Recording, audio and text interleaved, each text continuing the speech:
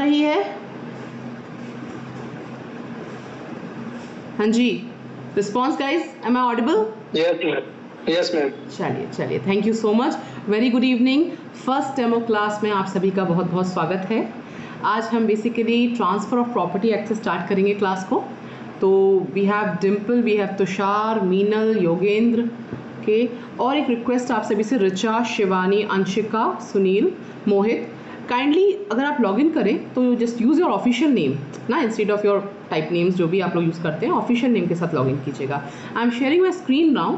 As soon as it is visible kindly give me a thumbs up. 2 rule हैं class के। पहला, mike and video आपके off रहेंगे unless I have asked a question to you, okay. Secondly, make sure you have a pen and paper with you, है ना। Running notes आपको लेना ही पड़ेंगे क्लास में।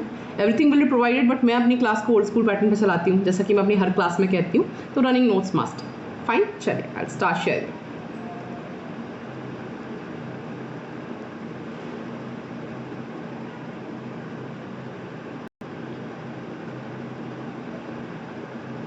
Yes.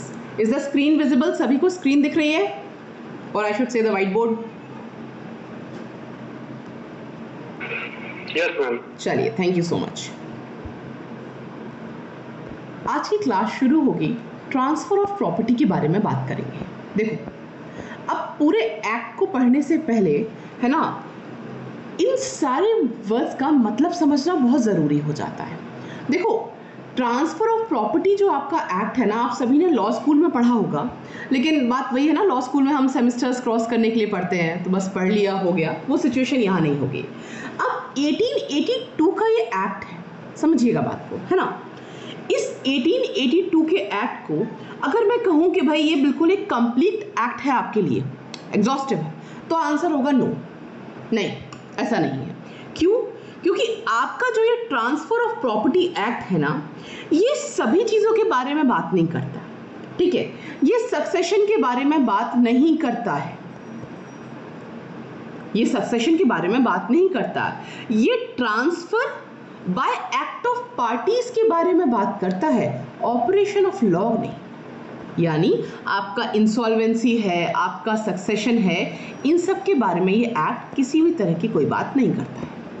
दूसरा बड़ा कॉमन सवाल है कि मैम क्या transfer of property act whether it's applies to movable या इमूवेबल किसको कवर करता है?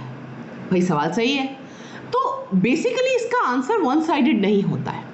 ट्रांसफर ऑफ प्रॉपर्टी एक्ट या जिसे हम टीपीए एक्ट कहते हैं, वो वैसे तो दोनों पे अप्लाई होता है, movable property and immovable property, but primarily जो इसके प्रोविजंस हैं they are basically for immovable property.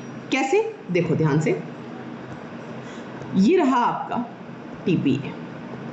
अब ट्रांसफर क्या क्या हो सकते हैं प्रॉपर्टी में, कैसे कैसे हो सकते हैं? कोई आइडिया? रैंडम, जनरल, किस तरह के ट्रांसफर्स हो सकते हैं? Sale, common, lease, mortgage, exchange, gift. हाँ जी, एम आई राइट और एम आई रॉन्ग? हाँ जी, yes yes ma'am. Right. Sale है, लीज है, मॉर्गेज है, गिफ्ट है, एक्सचेंज है, अनएक्शनेबल क्लेम। अब बात आती है कि क्वेश्चंस किस तरीके से आते हैं, समस्या वहां आती है। बेसिकली क्वेश्चंस ना इस एक्ट के स्ट्रक्चर से भी आ जाएंगे। स्ट्रक्चर का मतलब क्या है? कुल चैप्टर्स कितने हैं? 8। कुल सेक्शंस कितने हैं? 137। एक्ट नंबर क्या है? 4। अब आप कहोगे मैम ये तो बड़ा लेम सा बात हो गई। हाँ, ये इस लेवल के स्ट्रक्चर पे भी क्वेश्चंस हमें देखने को मिलते हैं। हाँ जी, क्या मेरी बात समझ में आ रही है यहाँ पे स्टूडेंट्स? हाँ जी, यस और नो? ये क्लास मोनोलॉग नहीं होती है, this is dialogue. Yes no. हाँ जी। अब समस्या आती है जब हम शब्द की बात करते हैं। ट्रांसफर होता क्या है? सिर्फ एक सीधा सा सवाल, what is transfer? Hand raise कीजिएगा। यस, ट्रांसफर है क्या? क्या होता है ट्रांसफर? स्वामित्व का हस्तांतरण। ठीक है, मान लेते हैं। और कोई ट्रांसफर किस टर्म्स में हम बताएंगे? हाँ जी, Sarita, Richa, Yogendra, Kushagra, Meenal, Manisha, Vinay, Rohit and yes, transfer of interest. Transfer of interest, not bad, लिख देते हैं भाई। ठीक है, और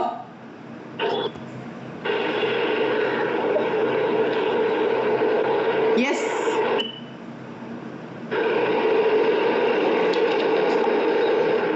हाँ जी, shifting rights and liabilities, delivery of certain rights, fine, very good. Delivery of certain rights थोड़ा सा अपन, चलो ठीक है, मान लेते हैं, अभी तो एक्सेप्ट कर लेते हैं भाई। डिलीवरी ऑफ सर्टेन राइट्स भी बात आई है मेरे सामने, शिफ्टिंग राइट्स की भी बात आई है।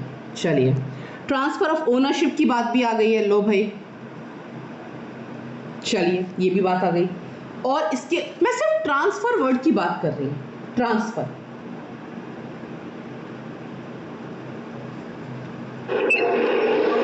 यस, किसी का yes, Richa, Ma'am, shifting of title from one person to other. Shifting of title, एक और वर्ड आया है, टाइटल की बात कर दी ऋचा ने, बहुत शानदार, बहुत बढ़िया। Yes, any more answers? चलिए, बहुत बढ़िया। मैम, शिफ्टिंग ऑफ ऑनरशिप और पोजीशन। ओनरशिप और पोजेशन, अरे लो भाई, सब टेक्निकलिटी इधर ही लेकर आ गए हैं, ओनरशिप भी ले लो, पोजेशन भी ले लो, चलो बहुत बढ़िया, बहुत बढ़िया। अब आगे चलते हैं। देखो, अगर हम एक्ट के बेसिस पे बात करें तो एक्ट ना सीधी सी बात करता है कि ट्रांसफर ऑफ प्रॉपर्टी का मतलब है कोई, सबसे पहली चीज तो है कोई एक एक्ट, ठीक, चलिए कोई दिक्कत नहीं, जिसके थ्रू पार्टीज ना, अब ये पार्टीज कौन है, अभी ये बड़ा सवाल है, इसको अभी क्वेश्चन मार्क बनने दो, ये पार्टीज हैं कौन? बेसिकली एक एक्ट के थ्रू लिविंग पर्सन्स, अभी समझो, अभी लिविंग पर्सन्स की भी हम बात करेंगे, ये सब चीजें सॉर्ट होगी। प्रेजेंट या फ्यूचर में, आ जाओ भाई, प्रेजेंट या फ्यूचर में, ठीक है, और लिविंग पर्सन्स को कन्वे करते हैं, या फिर अपने आप को भी, हिमसेल्फ, ठीक है, क्या कन्वे कर रहे हैं? बेसिकली वो इंटरेस्ट कन्वे कर रहे हैं, जिसे हम ट्रांसफर ऑफ प्रॉपर्टी कहते हैं, ठीक। अब लिविंग, सबसे पहले तो आप ये समझ लो, transfer of property means an act by which parties or living person convey property in present or in future to himself or the other living person is called to transfer of property। मान के चलो, ठीक, definition section 5 में हमें दी, अभी हम sections की तरफ बात नहीं कर रहे हैं, सेक्शन 5 है वैसे, आप लोग ध्यान रखें। अब लिविंग पर्सन्स में कौन होंगे, कौन हो सकता है लिविंग पर्सन? चलिए, who can be counted as living persons, ये बड़ा क्वेश्चनेबल टर्म है भाई, क्या होता है living person? Ma'am, any company, association and body of individual, whether is incorporated or not.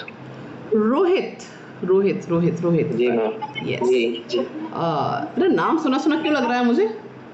हाँ मैम, मैं आपसे पढ़ा हुआ already. Right, fine, okay great. So Rohit, company, एक आंसर तेरा मैं नोट कर लेती हूँ, ठीक, फाइन। इसके अलावा कंपनी, एसोसिएशन, भाई ले, एसोसिएशन हो गया। एनी, एक आंसर आया मेरे पास शिवानी गर्ग का, एनी ह्यूमन बीइंग और एनी कंपनी, चलो भाई एसोसिएशन कंपनी हो गया है। एनी, मीनल का आंसर आ रहा है any person company association of persons, ठीक है भाई, हमने लिख दिया, पर्सन भी लिख देते, खुश हो जाओगे तुम लोग। हाँ जी, यस, कंपनी हो गई, एसोसिएशन हो गई, पर्सन्स हो गए, और भाई इतना वास्ट टर्म है, तुम लोग छोड़ दिए हो आधा तो। मैम, बॉडी ऑफ इंडिविजुअल, ले भाई, बॉडी ऑफ इंडिविजुअल लो भाई, बॉडी ऑफ इंडिविजुअल्स की बात आ गई है, body of individuals. Unborn child is also considered living person. Idols, अरे अरे अरे मीनल जी, बहुत आगे बढ़ चुके हैं अपन, थोड़ा सा हॉल्ट कर लो, थोड़ा अनबॉर्न के रिगार्डिंग अभी हॉल्ट करो। अनबॉर्न वो 13 to 18 की कहानी जब अपन पढ़ेंगे, 13 से 18, तब अनबॉर्न की ब्यूटी देखेंगे अपन। बिल्कुल, आइडल्स, बहुत बढ़िया बहुत बढ़िया। अब सुन लो सब ध्यान से। लिविंग पर्सन्स में बड़ा सिंपल सा आंसर था, तुम लोगों ने पता घुमा घुमा के क्या ही घुमाया है उसको। मैं नेचुरल, आप और मैं, यस द MR का आंसर आया है, human being and juristic persons. आपने बड़ा समस्या क्रिएट कर दी है। ज्यूरिस्टिक पर्सन्स कौन होते हैं, मुझे सवाल पूछना पड़ेगा। Who are juristic persons? एक आंसर आया मेरे पास जिसमें वो कह रहे हैं लिविंग पर्सन्स में ह्यूमन भी आते हैं और ज्यूरिस्टिक पर्सन्स भी आते हैं। Who are juristic persons? हाँ जी, कौन है भाई ये ज्यूरिस्टिक पर्सन्स? नाम आ गया है अब यहाँ पे, अब नाम आ गया है तो हम लिख भी देते हैं जी। चलिए बहुत बढ़िया, सुन लीजिए। एक तो होते हैं आपके नेचुरल पर्सन्स, आप और हम, ठीक। एक होते हैं आपके artificial persons. No Shubham, these classes are not offline, these are completely online classes and recorded. Okay, so natural and artificial. अब नेचुरल तो ठीक है, हमें समझ में आ गया, इस पे हम इतनी कहानी नहीं पढ़ेंगे। आर्टिफिशियल की तरफ जरा अपना दिमाग लेकर आओ। Artificial persons are not like you and me, लेकिन स्टिल हमने इनको लीगल स्टेटस दिया है, डीम्ड पर्सन माना है इनको, इन्हें लीगल स्टेटस दिया गया है, डीम्ड पर्सन माना गया है, ठीक है। अब इसमें कौन होगा?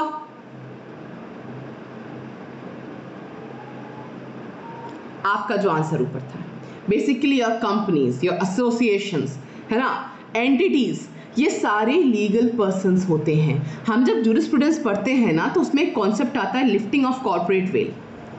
एक बात बताओ, अगर हम कंपनी को लीगल पर्सन कह रहे हैं, है ना, तो लीगल पर्सन के अगेंस्ट केस होगा तो कंपनी चल के आएगी कोर्ट? क्या नहीं आएगी।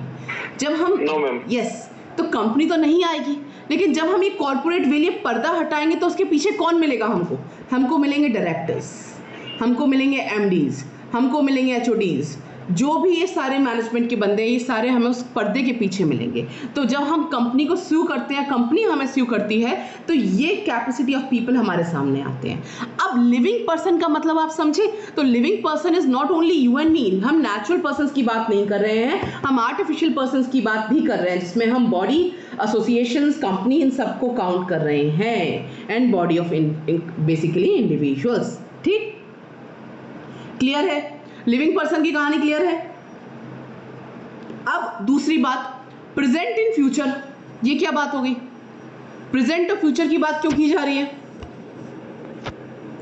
प्रॉपर्टी का जो हमने अभी डेफिनेशन पढ़ी, in the following section transfer property means an act by which a living person conveys property in present और in future to any other living person और हिमसेल्फ।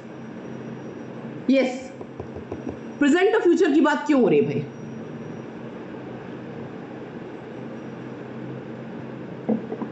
ऐसी इतनी सिंपल सी बात का आंसर कैसे नहीं आ रहा है मेरे पास? हाँ भाई, why so present in future? Property future में ट्रांसफर होती है,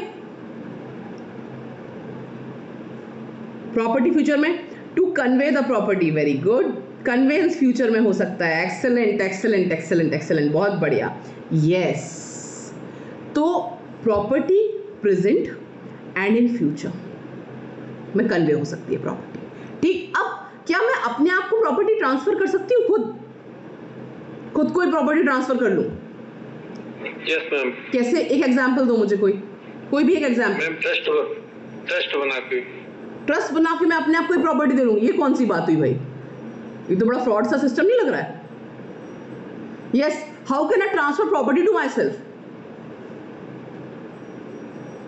हाँ जी भाई, instead of Yogendra, Richa, Shivani, Munir, yes ma'am, but different identity. बच्चा एग्जाम्पल, यस, साक्षी जायसवाल, बेटा बताएं।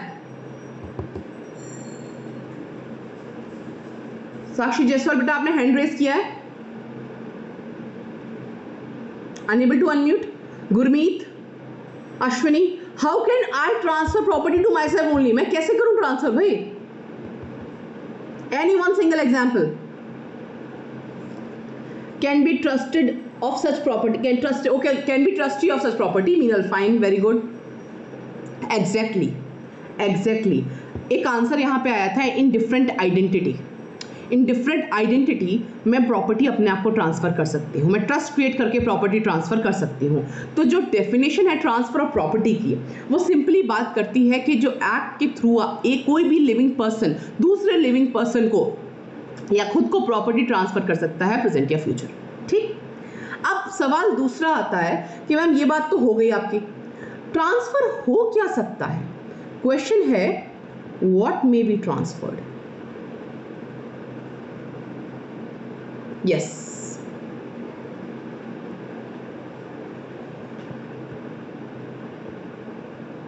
हाँ जी बताइए,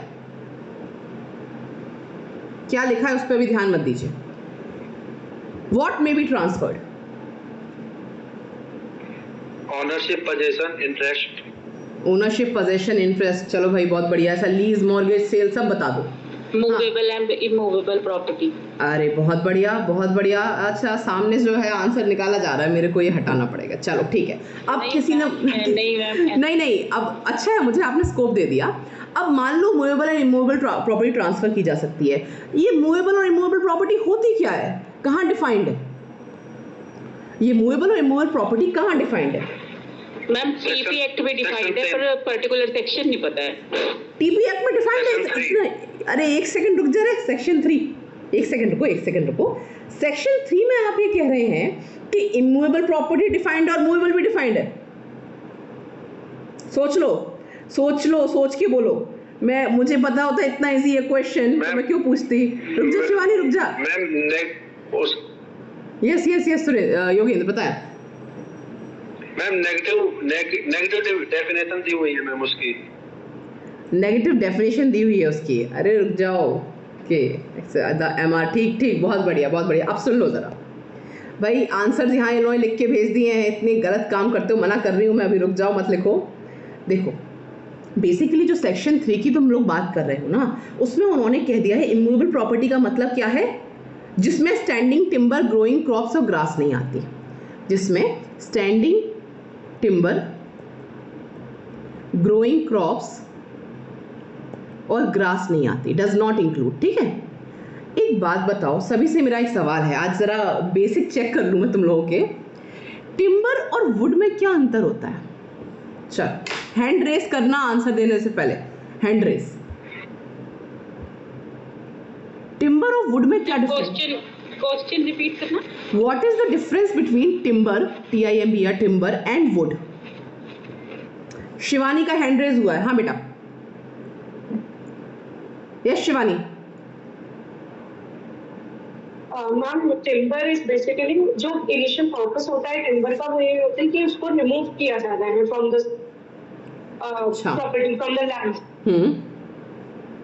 So it is going to be used for that purpose only, and wood can be used for anything. The wood हमारा trees से भी related हो सकता है, but timber is specifically for cutting purposes. ठीक, होल्ड कर लो। और कोई आंसर टिम्बर एंड वुड के रिगार्डिंग? एक आंसर मेरे पास शिवानी का आया है, सुनो ध्यान से। वो लकड़ी बेसिकली जिसको लगाया ही इस पर्पस से गया है कि उसे निकालेंगे अपन। अब फर्नीचर बनता है अपना, सागुन की लकड़ी यूज होती है कि नहीं होती है ना? यूज होती है कि नहीं होती, पता है कि नहीं है अपन को पता? तो यस मैम, ये जो है ना लकड़ी, जिसका पर्पस क्या है, जो बेचारी बनी ही इसलिए है कि उसे हटाया जाएगा, उसको यूज किया जाएगा for the purpose of what, for the purpose of furniture XYZ। तो ये डिटैच की जाएगी लैंड से। ठीक, दैट इज योर टिम्बर। इसलिए इसे इमूवेबल प्रॉपर्टी में हमने इंक्लूड नहीं किया है। डज नॉट इंक्लूड में ना ये तीनों चीजें आती हैं। ग्रोइंग क्रॉप्स क्यों है भाई? लगे थोड़ी ना छोड़ दोगे ना, फसल हो चुकी है, अब काटोगे ना, हार्वेस्ट करोगे फसल को, फाइन। तो वो लगी तो नहीं छोड़ेगी भाई, हो गई फसल तैयार है, बस खेत में है, बस सालों से खेत में ही है, ऐसा कोई मतलब नहीं है ऐसी फसल का। तो ये आपकी किस में आएगी? इमूवेबल प्रॉपर्टी में नहीं आएगी। और ग्रास, ये तीनों चीजें इमूवेबल प्रॉपर्टी में काउंट नहीं होती। अब वुड के रिगार्डिंग क्या है भाई? वुड तो आपके फ्रूट बेयरिंग कहते हैं ट्रीज में भी होती है। तो ऐसा थोड़ी ना कि फल का मौसम आ गया चलो पेड़ ही काट देते हैं, नहीं बेटा, फल निकालते हैं अपन, है ना? जो प्रोड्यूस है उसको लेके आते हैं हम, पेड़ों को नहीं काट देते कि अगले के लिए वापस लगाएंगे, है ना? आम वगैरह के पेड़ सालों ले लेते हैं डेवलप होने में। तो हम वो बेसिकली टिम्बर नहीं है, वो टिम्बर नहीं है। अब सवाल आता है मैम आम की लकड़ी भी तो यूज होती है, बिल्कुल यूज होती है। इसलिए जब भी इमूवेबल और मूवेबल प्रॉपर्टी की बात आती है ना, ट्रीज और प्लांट्स एसोसिएटेड। अब फॉर एग्जाम्पल कैनबिस आपने नाम सुना होगा, मैरिजुआना है। अब इन सब का अगर देखा जाए, मान लो ये पत्तियां हैं, ठीक है, मेरी ड्राइंग इतनी खास अच्छी नहीं है गाइज, इन सब प्लांट्स की हर चीज यूज हो जाती है, from birds, rose, leaves, root, सब यूज हो जाता है। तो इसको हम क्या करें, मूवेबल में डालें, मूवेबल में डालें। तो आपको बेसिकली पर्पस देखना है। पर्पस भाई, सेब के पेड़ में भी लकड़ी है, सेब का पेड़ काट देते हो क्या?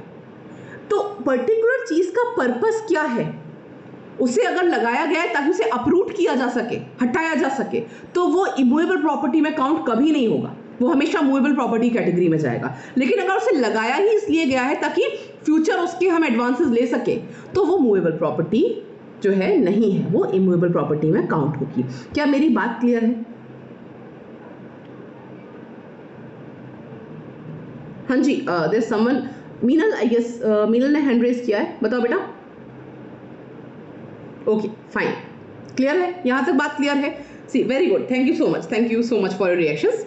आप इधर अनम्यूट करके बोल दो या फिर रिएक्शंस दे दो। आई नीड टू कंफर्म कि मेरी बात समझ में भी आ रही है कि सब ऊपर से जा रहा है, क्योंकि ट्रांसफर ऑफ प्रॉपर्टी में, क्योंकि ट्रांसफर ऑफ प्रॉपर्टी ऐसा सब्जेक्ट है, इसमें डॉक्ट्रिन्स इतनी मिलेगी, भर भर के घर ले जाओ अपने, इतनी डॉक्ट्रिन्स मिलेंगी तुम्हें, हर 10 सेक्शन के बाद 2-3 डॉक्ट्रिन आ जाएंगी और सारी इंपॉर्टेंट है। एक भी डॉक्ट्रिन ऐसी नहीं कि तुम सोचो स्किप कर जो, नहीं आई समझ। मार्शलिंग हो गया, सब्जुगेशन हो गया, है ना, एक्यूमुलेशन हो गया, एक्सेलरेशन हो गया, आपका इलेक्शन हो गया, है ना, वेस्टेड इंटरेस्ट हो गया, ये सारी की सारी, कंटिजेंट इंटरेस्ट हो गया, बहुत कहानी बहुत लंबी है, निश्चिंत रहो।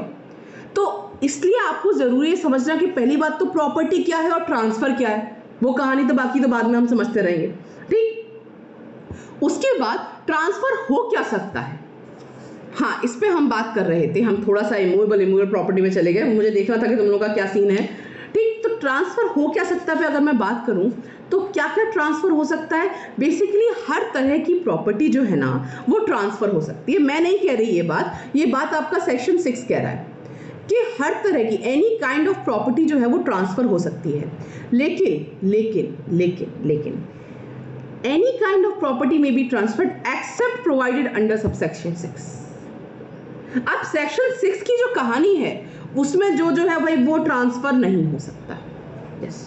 Yes section 6 is negative. Very good, excellent Sakshi. Sakshi, you have written the spelling Sakshi, is it Sakshi और साक्षी, और व्हाट इज द डिफरेंस बेटा? प्रोनाउंसिएशन दिक्कत हो रही है मुझे। Sakshi, okay fine, SH sound होता है, फाइन, ठीक, थैंक यू सो मच। भाई स्टूडेंट्स का नाम गलत नहीं निकलना चाहिए यार, वो जो भी थे जिन्होंने कहा था what's there in the name, मैं नहीं मानती, everything is there in the name. Okay चलिए, तो यहाँ तक बात क्लियर है, मान के चल रही हूँ, ठीक। अभी हम सेक्शन 6 की डेप्थ में नहीं जा रहे क्योंकि अभी हम चैप्टर की डेप्थ में नहीं गए हैं, है ना, अभी हमने डेफिनेशंस नहीं देखी है हमारे प्यारे से चैप्टर की। तो अब जरा स्ट्रक्चर पे बात कर ले। चैप्टर की इन्फोर्समेंट और एनैक्टमेंट डेट क्या है, कोई मुझे बता सकता है यहाँ पे जो भी महानुभाव बैठे हैं? Yeah, we'll come to that, Sakshi. No, do not worry about it. बहुत सारे, it's not only about royalty, अभी तो बहुत इन डेप्थ में जाएंगे। अभी सेक्शन 6 में गए कहाँ हैं, अभी अपन ऊपर हैं बिल्कुल, है ना, अभी कहाँ सागर देखा है अपन ने। चलिए, इनैक्टमेंट डेट और इन्फोर्समेंट डेट, जहां से क्वेश्चंस आएंगे वो सारे जवाब हमारे पास होने चाहिए, फिर तो मतलब है क्लास अटेंड करने का, अन्यथा कोई मतलब नहीं। चलो बताओ भाई, हैंड रेस करो, इनैक्टमेंट और इन्फोर्समेंट। कोई आंसर करना चाह रहा है? 1 जुलाई 1882। 1 जुलाई 1882 जिन्होंने आंसर दिया है वो किसका है, इनैक्टमेंट का, इन्फोर्समेंट का? इन्फोर्समेंट। 1 जुलाई, चलिए भाई लिख लेते हैं। हाँ भाई, इनैक्टमेंट का आंसर कौन देगा? योगेंद्र, शांत रहना, लेट मी आस्क। इनैक्टमेंट, हाँ भाई मीनल। Ma'am 17 Feb 1882। 17 Feb 1882 एक आंसर आया है मेरे पास, किसने दिया है भाई ये answer? Ma'am Richard. Okay Richard, 17 Feb 1882। अच्छा जी भाई, कमेंसमेंट डेट क्या है?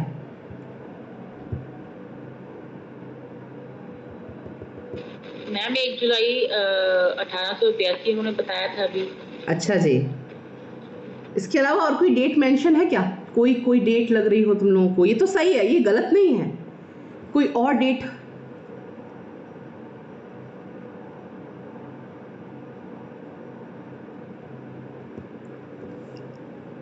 हाँ जी,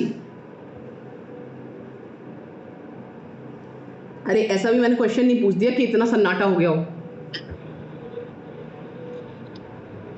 मैम कमेंसमेंट भी 1 जुलाई 1882 ही है। हाँ बिल्कुल है, मैं पूछ रही हूँ कोई और डेट है जो हम मिस कर रहे हैं गलती से भी?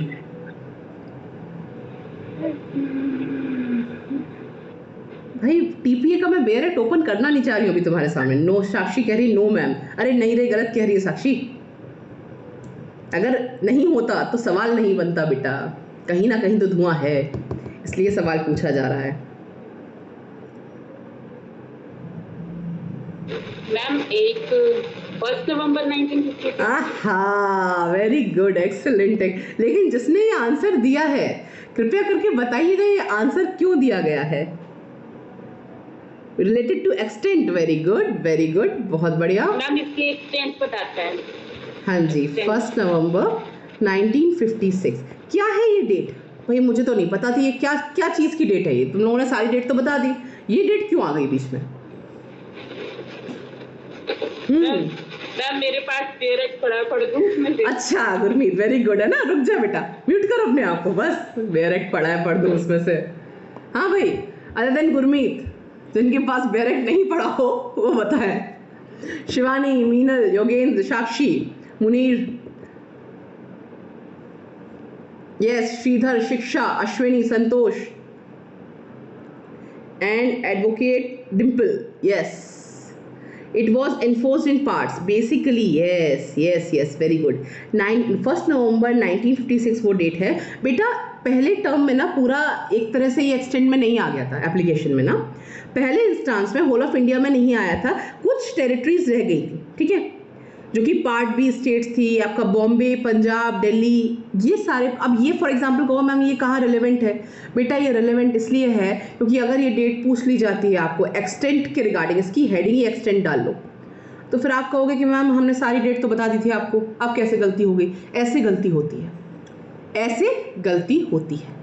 क्या मेरी बात क्लियर है? हाँ जी, क्या मेरी बात क्लियर है? यस मीनल, चलिए बहुत बढ़िया। यस मैम, बहुत बढ़िया। अब यहाँ पे बेसिकली एक्सेप्शंस भी है। अभी मैं बेरेक्ट शो नहीं कर रही, बेरेक्ट शो करने में थोड़ा मोनोटोनस हो जाती है क्लास, अभी अपन बेरेक्ट को तरफ नहीं जाएंगे। इसका एक सेक्शन 2 है टीपीए का, है ना। टीपी का सेक्शन 2 बात करता है सेविंग की। सेविंग का मतलब क्या होता है?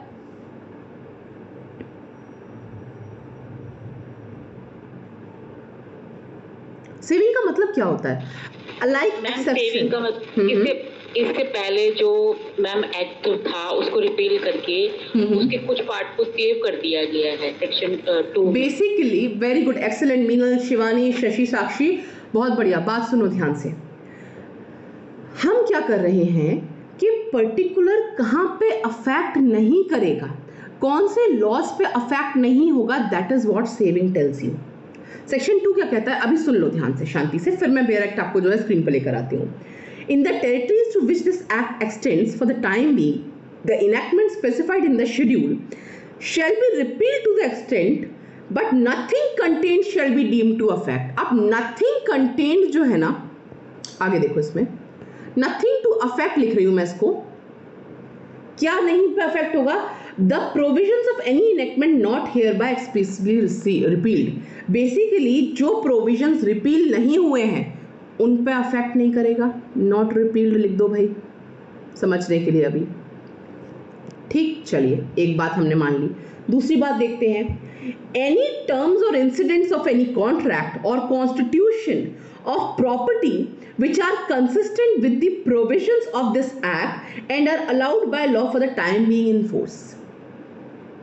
जो प्रोविजंस बेसिकली जो आपके कंसल्टेशंस जो भी कॉन्ट्रैक्ट हुए थे उसके प्रोविजन इस एक्ट से जो है वो कंसिस्टेंट है, वायलेट नहीं कर रहे हैं, टर्म्स एंड कंडीशन वायलेट नहीं कर रहे हैं, and are allowed by the law. Basically law ने कह दिया कि भाई ठीक है अभी जो है ना ये आपके एनफोर्समेंट में रहेंगे, तो उन पे इस एक्ट का इफेक्ट नहीं आएगा। Getting my point? लॉ ने अलाउ कर दिया। इक्लिप्स लिखा है, वेरी गुड। अरे क्या बात है बेटा, कॉन्स्टी से बाहर आ जा, अभी बहुत डॉक्ट्राइन मिलेंगी तेरे, इक्लिप्स समझ में आएगी तुझे सही से। चलो बहुत बढ़िया। तीसरी बात, कोई राइट या लायबिलिटी, अब सुनो क्या कहती है, कोई राइट या liability arising out of legal relation constituted before this act comes into force or any relief in respect of any such right or liability।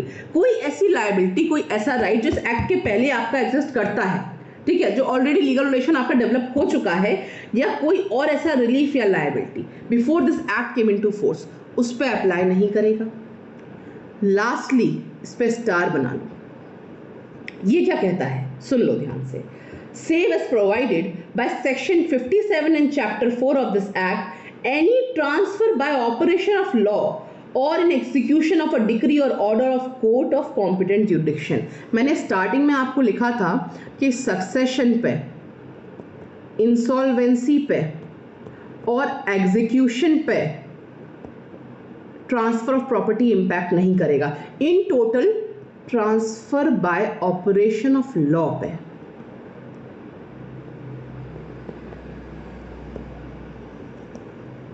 Operation of law पे इंपैक्ट नहीं करेगा। क्या मेरी बात यहां तक क्लियर है? यस, नो, नहीं पता? चलिए, thank you so much, thank you so much. एक पॉइंट मैंने नहीं बोला, वो क्या है? Nothing in the second chapter, pen change कर लो भाई इसके लिए। Nothing in the second chapter of this act shall deem to affect any rule of Muslim law. ठीक, ये भी सेविंग में आ गया। क्लियर हो गया? क्लियर हो गया कहानी? चल बहुत बढ़िया। तो ये सारी चीजें क्या है, ये जो लंबी सी लिस्ट मैंने तुम लोगों को बता दी है, ये लिस्ट क्या है? सेविंग, जहां पे इंपैक्ट नहीं आएगा, यानी things which are not repealed, जो जिन्हें लॉ अलाउ कर देता है to exist, rights and liability जो पहले से ही आ चुके थे इस एक्ट के आने से पहले, और सक्सेशन, इंसॉल्वेंसी, एग्जीक्यूशन प्रोसीडिंग्स जो है उन पे ट्रांसफर ऑफ प्रॉपर्टी जो है वो अप्लाई नहीं करेगा। ठीक, चल यहां तक बात क्लियर है? अब शेयर करूं बेयरट, यस और नो? अभी तक बता दो मुझे, yes, give me thumbs up guys. Yes, चलिए, thank you so much, thank you so much, thank you so much. चलो आगे बढ़ते हैं। Fine, give me a second.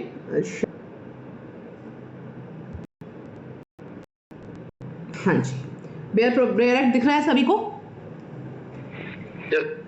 अब आप लोगों के लिए मैंने आपको क्लास के स्टार्टिंग में कहा था बेटा कि मैं ना ओल्ड स्कूल पैटर्न पे चलती हूँ, मुझे ना स्ट्रक्चर सिस्टम बहुत पसंद है। किसी भी एक्ट को पढ़ने से पहले उसका इंडेक्स कंठस्थ कर लो। सीरियसली बोल रही हूँ, मजाक की बात नहीं है। रीजन ये है, कभी अब आप सोचो कि मैम क्या मतलब है एपीपी में क्या, या पब्लिक प्रोसिक्यूटर के एग्जाम में क्या वो ये पूछेंगे कि चैप्टर 3 क्या है?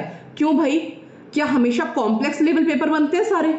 नहीं, पेपर हमेशा मॉडरेट लेवल बनता है। आपको 2 से 3 इजी क्वेश्चन, इजी बीजी क्वेश्चंस भी मिल जाते हैं, और हम ये सोच के उनको साइड कर देते कि भाई अपन तो डॉक्ट्राइन ऑफ इलेक्शन पर फोकस करेंगे, सेक्शन 35, कहानी खत्म। नहीं बेटा, ऐसा ना होता है, ना ऐसा करना है। तो आपको सबसे पहले क्या करना है, अपनी कॉपीज जो अभी आप लिए हुए हैं उसमें आप एक इंडेक्स बना लें। चैप्टर 1 प्रिलिमिनरी, ठीक, चैप्टर 2 आपका transfer of property by act of parties, ठीक, चैप्टर 3 आपका basically is what, sale, chapter 4 is your what, mortgage. मजा आएगा इस चैप्टर में अपन को। चैप्टर 5 मॉर्गेज के बाद क्या मिलता है हमको, एक्सचेंज या lease. Then 6 is exchange, 7 is your gift, and then it is actionable claim. अब ये जो है ना आपका, ये इंडेक्स आपको रेडी रखना है, बिकॉज कल की क्लास जब शुरू होगी तो आपसे सवाल पूछे जाएंगे। क्लियर है मेरी बात? क्लियर है? चलिए बहुत बढ़िया, ओके फाइन। अब चलते हैं जरा प्रोविजंस की तरफ। हमने प्रोविजंस को अभी तरीके से देखा नहीं है। एक सेकेंड। डेफिनेशंस पे आ जाओ जरा। Section 3 interpretation clause. सबसे पहले हमें जो डेफिनेशन मिलती है, जो चीज़ें पढ़ चुके हैं उनको एक बार जस्ट हमें थॉरो करना है। इमूवेबल प्रॉपर्टी, इमूवेबल प्रॉपर्टी की यहाँ पे डेफिनेशन कंप्लीट नहीं है। जब आप जनरल क्लॉज एक्ट और रजिस्ट्रेशन एक्ट को लेके बैठते हैं तब हमें क्लियर होता है कि what is immovable property. Okay, तो immovable property does not include standing timber, growing crops और ग्रास। ठीक। इंस्ट्रूमेंट का मतलब है नॉन टेस्टामेंट्री इंस्ट्रूमेंट। अब ये बात नहीं की हमने आपसे, नॉन टेस्टामेंट्री और टेस्टामेंट्री इंस्ट्रूमेंट होते क्या है? किसी ने कहीं सुना कभी, कहीं भी? हाँ जी मैम। क्या होता है भाई? Yes ma'am. यस, एक एक करके आंसर, एक एक करके।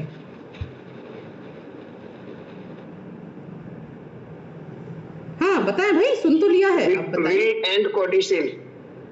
विल एंड कॉडिसिल, ये क्या है बताएंगे जरा? Non testamentary document. Non testamentary document, will and codicil. अच्छा ठीक है। और मैम टेस्टामेंट्री डॉक्यूमेंट्स वो डॉक्यूमेंट्स होते हैं मैम जो विल होती है ना, जो इन फेवर ऑफ अपने हेयर के फेवर में या किसी के फेवर में करवाई जाती है, वो विल होती है टेस्टामेंट्री डॉक्यूमेंट। ठीक, बाकी मैम इतना ही पता है। बाकी में इतना ही पता है, चलिए धन्यवाद, इतना ही पता है। और कोई testamentary non testamentary document question है? Ma'am, non-testamentary is something that takes effect during the lifetime of the person who is making the document. Okay, बहुत बढ़िया। और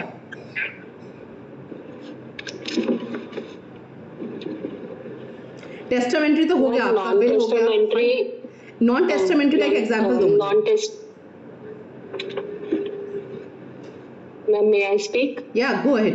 मैम विल अरे रुक जाओ, हाँ। Testamentary instruments is those instruments which a person make according to their wish, which will be executed after his or her death.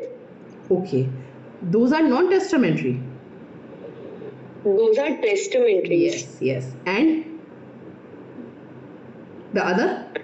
Ma'am check दोनों में आता है, चेक। अरे रुक जा योगेंद्र, अपनी टर्म का वेट कर, रुक जा, धैर्य रख। हाँ जी शिक्षा, एक एक एग्जाम्पल दोनों के, testamentary and non testamentary.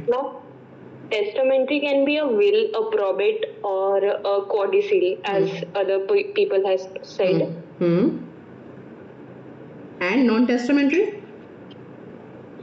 Ma'am as per my knowledge इसमें एक चीज हम ऐड कर सकते हैं कि as per registration act section 17 of the registration act, जिसका रजिस्ट्रेशन कंपलसरी नहीं है और उसका विदाउट कंपलसरी रजिस्ट्रेशन के उसका इफेक्ट रहता है।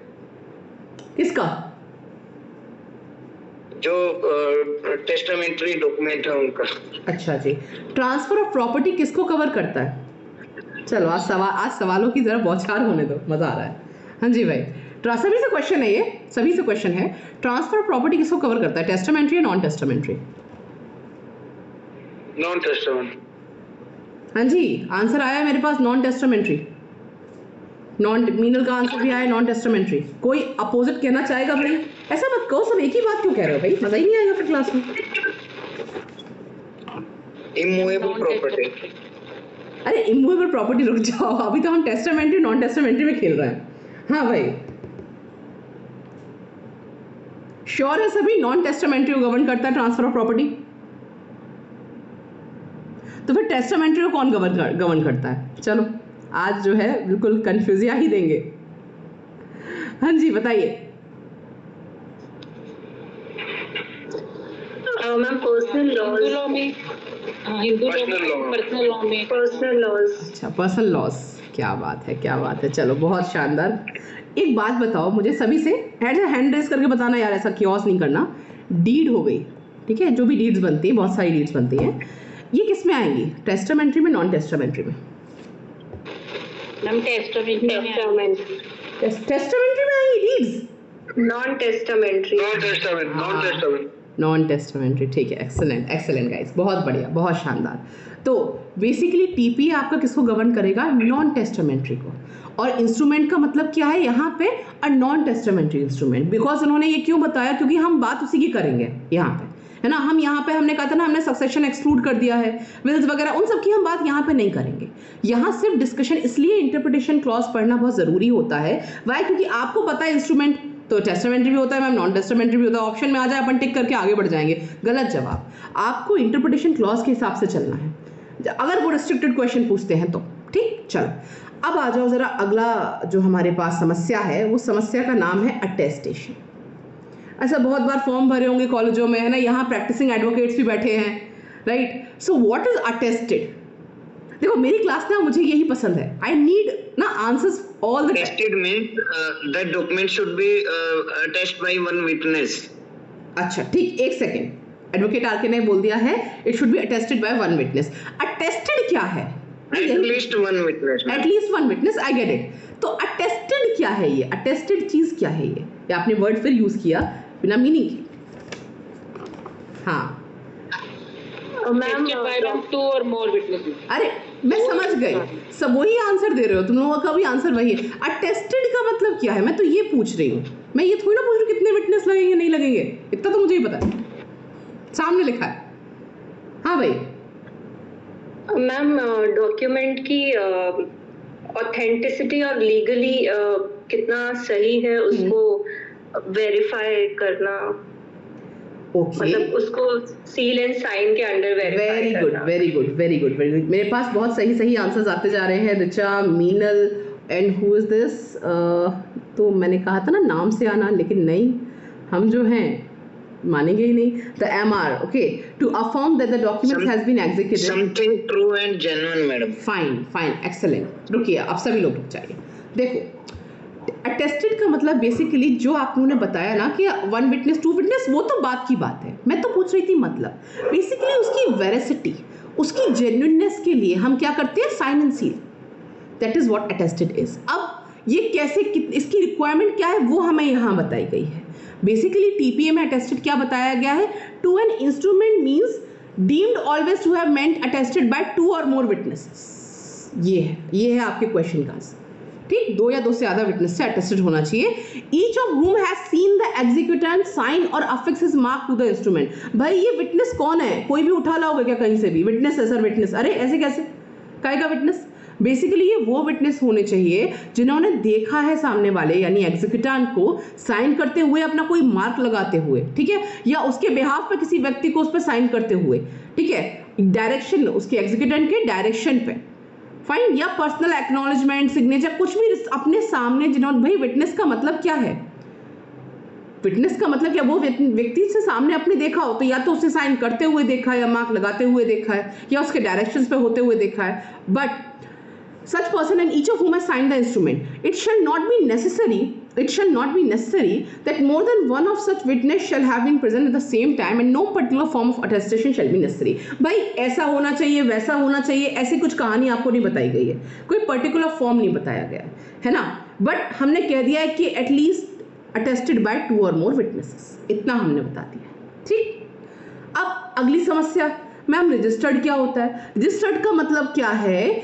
अब इस अपन अपनी नॉलेज से नहीं चल रहा है, अपन इंटरप्रिटेशन क्लॉज में यानी अपन एक्ट की नॉलेज से चल रहे हैं। तो एक्ट की नॉलेज से आप सामने देखते चले कि यहाँ पे रजिस्टर्ड का मतलब कह रहे हैं in any part of the territories to which this act extend under any law for the time being in force regulating the registration of documents. Registered मतलब पर्टिकुलरली जहां पे ये एक्ट एक्सटेंड होता है वहां पे रजिस्टर्ड है। ठीक, उस लॉ के अंदर रजिस्टर्ड है। बस सिंपल, कोई फालतू बात नहीं कर रहे अपन, कोई लंबी चौड़ी बात नहीं करनी, अपन को इंटरप्रिटेशन क्लॉज में रहना है। फिर आता है ये बात जो मैंने आपको नहीं बताई है जब हम इमूवेबल और मूवेबल डिस्कस कर रहे थे, क्योंकि मुझे पता था अपन को इंटरप्रिटेशन भी डिस्कस करना है। अटैच टू द अर्थ क्या होता है? चलो इसको हटा दें सामने से पहले आपके, क्या होता है अटैच टू द अर्थ? एक एग्जाम्पल देके बताएगा जो भी व्यक्ति बताएगा। What is attached to the earth? Ma'am जो अर्थ से जुड़ी चीजें हैं, जैसे ट्रीज। अच्छा, the MR, yes, mountain, yes, attached to earth को दो टाइप में क्लासिफाइड कर सकते हैं। एक जो परमानेंट इम्बेडेड होता है वो, दूसरा रूटेड जो होता है वो। जैसे रूटेड में जो ट्रीज वगैरह आते हैं वो लोग रूटेड होते हैं, और इम्बेडेड मतलब वो होता है जो जुड़ा हो, लाइक एक पोल जो है इम्बेडेड है। और तीसरा जो आता है मैम, उसको ये बोल सकते हैं कि fastened to attached to embedded. जो इम्बेडेड है उसके अंदर वो फास्टेंड है, लाइक जैसे हमारा घर है, कॉलम है, कॉलम से जुड़ा हुआ है, अब उस पे ऐसा कुछ चीज लगा हुआ है जो फास्टेंड टू इम्बेडेड है। तो इन सब चीजें जो होंगी वो अटैच्ड टू अर्थ माने जाएंगे, या it shall be deemed to be attached. ठीक है, चलो अब रुको जरा, अब बताओ सही है कि गलत है। रूटेड इन द अर्थ तो भाई ठीक है, जो चीजें अटैच टू द अर्थ का मतलब क्या है? पहली चीज तो ये होता है कि जो भी चीज जमीन में रूटेड है, ट्रीज और श्रब्स को मान के चलो, पेड़ पौधों को मान के चलो।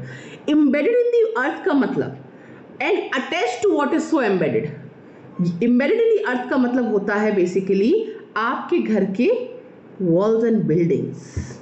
ठीक, ये कैसी हैं? जमीन में क्या है? एक तरह से गड़ी हुई है, धसी हुई है ना जमीन में, यस और no? Attach to what is basically embedded. आप घर खरीदते हो, आप गए ये घर देखने, यार घर तो अच्छा लग रहा है ना, बढ़िया है, दरवाजे खिड़की, वेंटिलेशन बहुत अच्छा है। अब आपने डील डन कर ली, आप लेने गए तो सिर्फ घर ही था, ना दरवाजे थे, ना खिड़की थी, ना खिड़की के दरवाजे थे। अब वो कह रहा है कि सर अपनी तो बात हुई थी घर की, घर इमूवेबल प्रॉपर्टी है सर, बात हो गई, दरवाजे खिड़की की बात ही नहीं हुई थी। तो भाई बात तो सही कर रहा है बंदा, अपने दरवाजे खिड़की कहाँ बात की थी? अपन तो घर खरीदने गए थे, ले गए। तो इसमें गलत क्या है, जरा कोई मुझे बताना चाहेगा? हाँ जी, what is wrong in this example? भाई घर खरीदा था, घर मिला है, अब आप ऑब्जेक्शन उठा रहे हैं, क्यों उठा रहे हैं? चलो डेफिनेशन भी सामने रख देती हूँ। Ma'am as per the definitions, जो दरवाजे और जो खिड़की होंगे वो सी वाले पैरा पे फॉल करेंगे, और उसको भी हम ये मान के चलेंगे कि वो अटैच्ड टू बेसिकली उस घर का बेनिफिशियल एंजॉयमेंट कैसे होगा भाई? तुमने सिर्फ दीवारें खरीद ली, आपने एम्बेडेड इन द अर्थ वाला समझ गए हो, लेकिन आपने दीवारें खरीद ली है, घर में खिड़की दरवाजे नहीं है, तो भाई परमानेंट बेनिफिशियल एंजॉयमेंट जो होता है उसका, वो उन दरवाजे खिड़की से तो है भाई। इंसान प्राइवेसी गेट बंद करके आराम से चैन से रहेगा, कैसे रहेगा? दरवाजे ही नहीं है, अब वो दरवाजे अलग से लगाएगा, ऐसा नहीं होता। तो अटैच टू द अर्थ का मतलब होता है कोई चीज जो रूटेड हो अर्थ में, जैसे आपके पेड़ पौधे। दूसरा, कोई चीज जो एम्बेडेड हो अर्थ में, बेसिकली आपकी वॉल्स या बिल्डिंग्स। और तीसरा, जो एम्बेडेड है उससे अटैच्ड हो, जो एम्बेडेड हो उससे अटैच्ड हो, राइट? जिससे आपका परमानेंट बेनिफिशियल एंजॉयमेंट आप ड्रॉ कर रहे हैं। क्लियर है? यहां तक कहानी क्लियर है? Yes, thank you so much, thank you so much. चलिए अब एक बहुत समस्या वाला टॉपिक है, इसको तो भाई एक्शनेबल क्लेम। आ जाओ भाई जनता, वीर धनुर्धर, चलिए व्हाट इज एक्शनेबल क्लेम? अब पहले तो डेफिनेशन सुन लो, मत परेशान हो, अभी सुनो, ठीक है? अभी सवाल आएंगे आपके पास, रेडी रहो बस एक second, I will remove this all. Okay, सुनते जाओ। Actionable claim means a claim to any debt other than a debt secured by a mortgage. पहली चीज, एक्शनेबल का मतलब होता है कोई भी डेट के लिए क्लेम, वो डेट जो उसे छोड़ के जो कि मॉर्गेज से सिक्योर है। इमूवेबल प्रॉपर्टी और बाय हाइपोथिकेशन और pledge of immovable property or to any beneficial interest in movable property or not in the possession, either actual or constructive, of the claimant which the civil courts recognize as affording ground for relief, whether such debt or beneficial interest be existence, accruing, conditional or contingent। आ जाओ भाई, चलो पूरी कहानी पढ़ दी गई है आपको। क्या है एक्शनेबल क्लेम? मुझे कहानी नहीं चाहिए, मुझे सिर्फ एग्जाम्पल चाहिए बस, और कोई बात नहीं। क्या है एक्शनेबल क्लेम?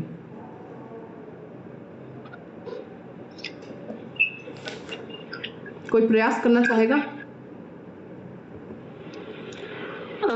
Ma'am LIC। अरे रुक जाओ योगेंद्र, LIC, हाँ जी। if you give me some amount of money and I owe you that, so that is an actionable claim from your part. Is it? I think so. Because you have a legal right to demand that money. must not be secured, unsecured amount होना चाहिए। Very good, excellent. तो मैंने आपको पैसा दिया और उसके बदले में मैंने आपको सिक्योरिटी दी, मेरी बाइक रख लो भाई, नहीं दे पाया मैंने तो बाइक बेच देना मेरी, है ना? अब आ जाओ जरा डेफिनेशन पे, रुको जरा। एक्शनेबल क्लेम, अभी इसी डेफिनेशन से ही चलेंगे अपन। Claim to any debt other than debt secured by mortgage. भाई मैंने अपनी बाइक दी, गिरवी रखी ना बाइक आपके पास, मॉर्गेज हो गया कि नहीं हो गया, तो ये नहीं है एक्शनेबल क्लेम। अगर मैंने आपको कोई सिक्योरिटी दी है, unsecured debt, unsecured debt is your actionable claim. क्या मेरी बात समझ में आई है यहाँ पे कि नहीं आई है? हाँ जी। Personal loan ma'am unsecured debt में आएगा। कैसा? Personal loan. अरे आपने पर्सनल लोन, उसने ऐसी थोड़ी ना कि आप अरे गुरमीत लोन लेने आई है दे दो, बिल्कुल ऐसा थोड़ी ना किया होगा उसने, नहीं ना। आपने कुछ सिक्योरिटी रखी होगी कि नहीं रखी होगी? नहीं मैंने पर्सनल मैम मैंने पर्सनल लोन लिया था, मैंने कोई सिक्योरिटी नहीं रखी, मुझे ऐसे ही मिल गया था। ऐसे ही मिल रहा है लोन? क्या बात है, कोई कंडीशन? मैं कह रही हूँ ये एक्शनेबल क्लेम में आएगा ना। रुकिए। हाँ भाई, गुरमीत को जो है मैडम जो यस मैडम पर्सनल लोन की बात कर रहे हैं, यदि if I am talking about the contract act, उसके अंदर गारंटी वाला जो चैप्टर है ना, उसके अंदर ये पॉइंट क्लियर किया हुआ है, ये प्लेज हाइपोथेटिकेशन और ये जो ये बात कर रहे हैं उसमें क्लियर किया हुआ है। हाँ जी आरके जी, उसको साइड रखो जरा, हम सीधा बात कर रहे हैं। गुरमीत जी ने एक अच्छा टॉपिक उठा दिया कि मैम मुझे तो ऐसे ही मिल गया है लोन, तो वो क्या होगा? मैम गारंटी हुई थी। अच्छा गुरमीत, मुद्रा loan is the set example for the same कि इट्स ए अनसिक्योर्ड लोन, और इसमें बिल्कुल ठीक बताया मेरे जो कुलीग है ना। मुद्रा लोन। हाँ जी मुद्रा लोन। चलिए कोई मुद्रा लोन का आंसर किसका था? उस पे आओ, मुद्रा लोन का। हाँ चलो बताओ कैसे आ रहा है वो यहाँ इस डेफिनेशन में? मैडम मुद्रा लोन पहली कंडीशन यही है कि उसका नाम मुद्रा लोन जो है वो अनसिक्योर्ड लोन है, उसकी स्टार्टिंग मार्च से है। अरे आई गेट इट, रुको योगी एक सेकंड, योगेंद्र अनम्यूट करो जरा, बहुत देर से बेचारा कहना चाह रहा है, आंसर नहीं दे पा रहा है। हाँ योगेंद्र। हाँ अब बता बेटा, चलो तुम्हें मौका दिया जाए। मैम मुद्रा लोन में ये रहता है कि आपको मिल भी सकता है और नहीं भी मिल सकता। अच्छा, मिल भी सकता है नहीं भी मिल सकता है, ठीक है। और उसमें मार्कशीट की सिक्योरिटी रखी जाती है मैम, अनसिक्योर्ड मनी मिलती है उसमें। अच्छा अनसिक्योर्ड मनी मिलती है, चलिए ठीक है, बिल्कुल सही, बहुत सही जा रहे हैं अपन। अब देखो अनसिक्योर्ड डेट के कुछ एग्जाम्पल्स, बेसिकली मैं तो एग्जाम्पल्स बोल रही हूँ, आप लोग जस्टिफाई करो कि वो अनसिक्योर्ड है कि नहीं है, ठीक है। चलो अनपेड सैलरी,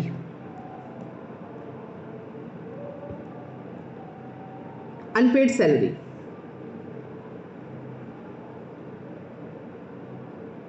हाँ भाई, अगर मैं क्लेम करती हूँ, और हैंड रेस करके आंसर करना, अगर मैं क्लेम कर रही हूँ अनपेड सैलरी पे, तो वो एक्शनेबल क्लेम है या नहीं है? यस मैम, हम उसको रिकवर करने के लिए कॉम्पिटेंट अथॉरिटी पे जा सकते हैं। तो वो हाँ या ना एक्शनेबल क्लेम है कि नहीं है? एक्शनेबल क्लेम है। No ma'am. एक सेकंड, अरे जनता शांति, ठीक है। अब इसी को मैं एडवांस हाँ रुको, अभी जस्टिफिकेशन लूंगी आप लोगों से। अनपेड सैलरी और मान लो अनपेड डिविडेंड, चलो कंपनी को भी बात कर ही लेते हैं यहाँ पे।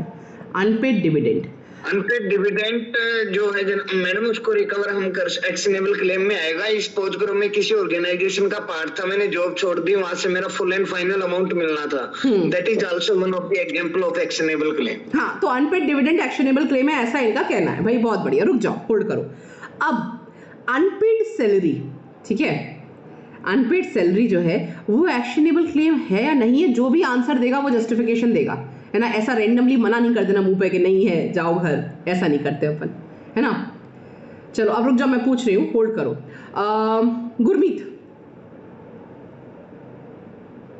मैम, एक्शनेबल क्लेम है। चलो रुक जाओ, एक आंसर है में आ गया।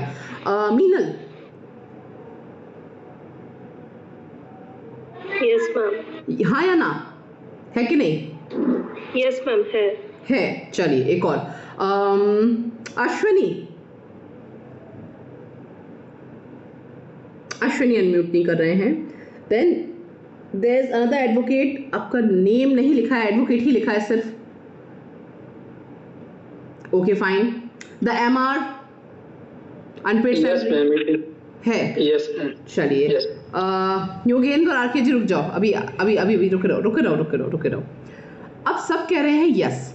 इस यस का रीजन क्या है? कोई एक बताना मुझे, कोई एक। रुको मैं पूछती हूँ। चलो Richa, unpaid salary actionable claim, ऐसा इन सबका कहना है, क्यों है? क्योंकि मैम राइट तो वहाँ पे डिराइव हो ही रहा है ना, to get your salary on time, तो वो तो एक्शनेबल क्लेम में आएगा ही, चाहे आपकी सिक्योरिटी वहाँ पे हो या ना। सिक्योरिटी तो होगी नहीं सैलरी में, तो that doesn't mean that you don't derive any right from there, so I think it would be an actionable claim even there is no security. Excellent. Basically जब मैंने पहली डेफिनेशन अपन ने पढ़ी थी तो बात क्या थी? Unsecured debt. अब भाई डेट कैसा भी हो तुम्हारा, अगर वो अनसिक्योर्ड है तो वो क्या होगा? एक्शनेबल क्लेम होगा। अब मेरी बात ध्यान से सुन लेना, एक कहानी है आपके सामने। इसमें क्या है, क्वेश्चंस आते हैं, सिर्फ इस डेफिनेशन से क्वेश्चंस आ जाते हैं। देखो ध्यान से, मान लो ये बंदा जो है ये आपका सेलर है, ऐसे, ठीक है। इससे मैंने कुछ सामान खरीदा, मान लीजिए मैंने टीवी खरीदा, जो भी खरीदा, कोई अमाउंट खरीदा, ठीक। अब ये जो सेल है ये कैंसिल हो गई, ठीक। मैंने पेमेंट दे दिया लेकिन उसने डिलीवरी करने से मना कर दिया। अब my claim to receive my amount is what? Claim to receive my amount is what? Actionable और अनएक्शनेबल? सोच के बोलना। Yes ma'am, obvious actionable. जब उसने प्रोडक्ट दिया है तो पेमेंट तो लेनी पड़ेगी उससे, अगर ऐसे नहीं देगा तो वैसे देगा। अरे बेटा लड़ाई झगड़ा नहीं करना, go to the competent authority. हाँ बिल्कुल सही। ऐसे गुस्सा नहीं करते अपन, ऐसे नहीं करते। नहीं मैम, नहीं ऐसे नहीं देगा तो ऐसे देगा। अरे कैसे आराम से दे देगा बेटा, वो अपन बोलेंगे तो वो दे देगा, कोई बात नहीं, ठीक है। चलिए, कोई इससे काउंटर कर रहा है कि एक्शनेबल क्लेम नहीं है? चलिए बहुत बढ़िया, हम एक्शनेबल क्लेम के बारे में समझ चुके हैं। चलो अब मुझे बता दो जरा, एक सेकेंड, एक क्वेश्चन मेरा रह जाएगा नॉन एक्शनेबल का। डैमेजेस अगर ब्रीच ऑफ कॉन्ट्रैक्ट होता है, ठीक है, अमाउंट फिक्स नहीं था स्टार्टिंग में, ठीक है ना, या डिफेमेशन हो गया है, कोई भी कॉन्ट्रैक्ट ब्रीच हो गया है, तो ये एक्शनेबल क्लेम है या नहीं है? जो डैमेजेस आप चार्ज करते हैं ना अपन के, अरे तुमने कॉन्ट्रैक्ट कैसे ब्रेक कर दिया, तो ये एक्शनेबल क्लेम है या नहीं है? चलो boss, is it actionable claim और नॉट? No ma'am. नो कह रहे हैं। चलो योगेंद्र नो कह रहा है, मीनल ने भी मना कर दिया मुंह पे, बिल्कुल नहीं है मैम, कुछ भी कर लो। तैमार ने नो कह दिया है। Anyone else? हाँ जी, damages on breach of contract.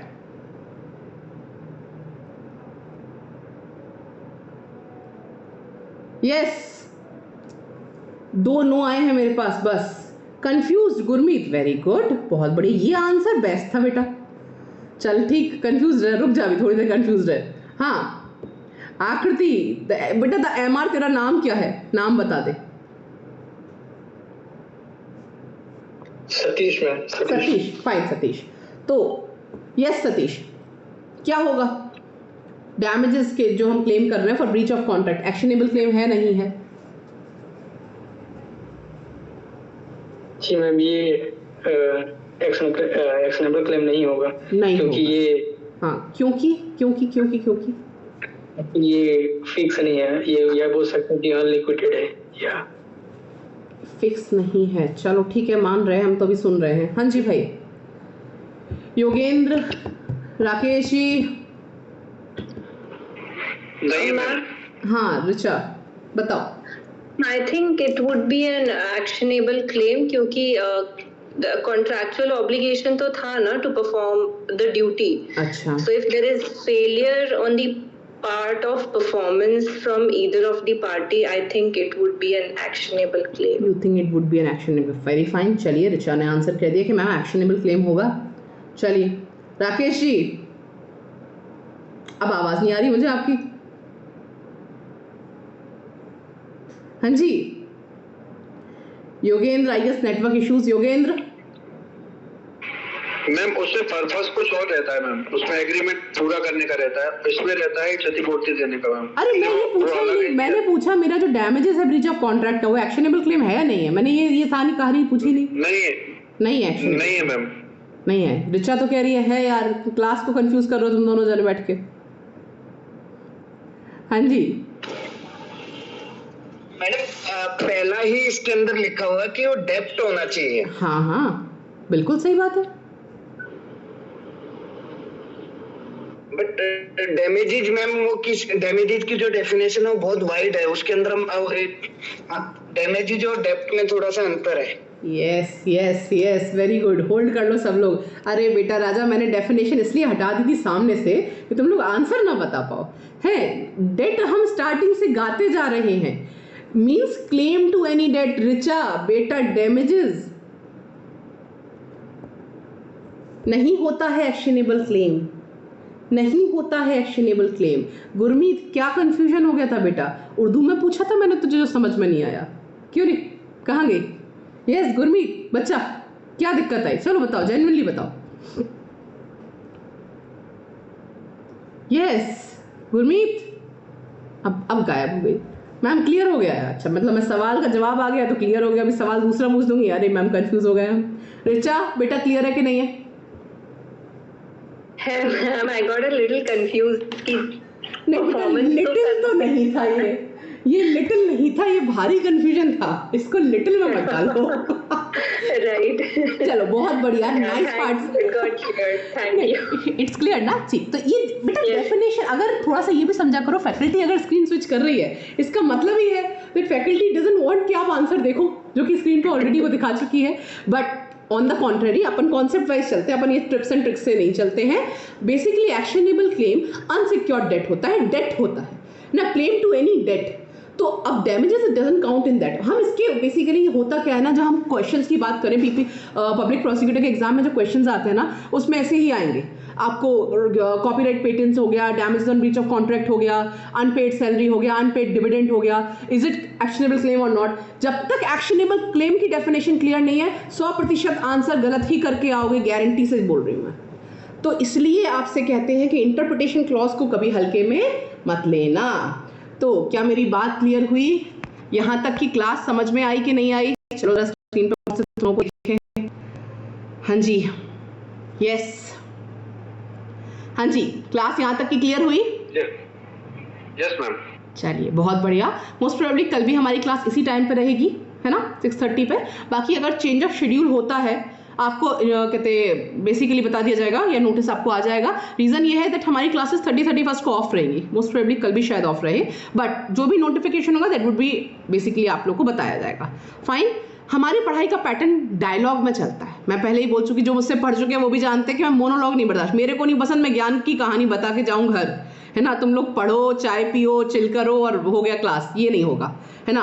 Because judiciary exams, competitive exams, public prosecutor के एग्जाम्स ऐसे नहीं निकलते जब तक आपके कॉन्सेप्ट क्लियर नहीं। उसके बाद मैं 56 एग्जाम्पल दूंगी, तुम्हारे 56 क्वेश्चन सही होंगे। रीजन, कॉन्सेप्ट क्लियर है, ठीक है। किसी को कोई ग्रीवेंस, कोई डाउट, कोई समस्या, परेशानी, दुख तकलीफ, कोई पैटर्न का दिक्कत? Yes, open portal. Thank you Meenal, thank you Meenal dear. Yes fine. चलिए तो हम कंक्लूड करते हैं आज की क्लास को। रेस्ट आपको नोटिफिकेशंस आपको शेयर कर लिए जाएंगे। संतोष जी अपनी क्लास में अपने नाम से एंटर कीजिए, द MR या जो भी निकनेम्स हैं उनसे नहीं। Same goes for Yogendra. Okay, चलिए, all the best, stay healthy, पढ़ाई अच्छे से करिए, स्वास्थ्य का ध्यान रखिए। Good night. Good night ma'am. Good night all of you.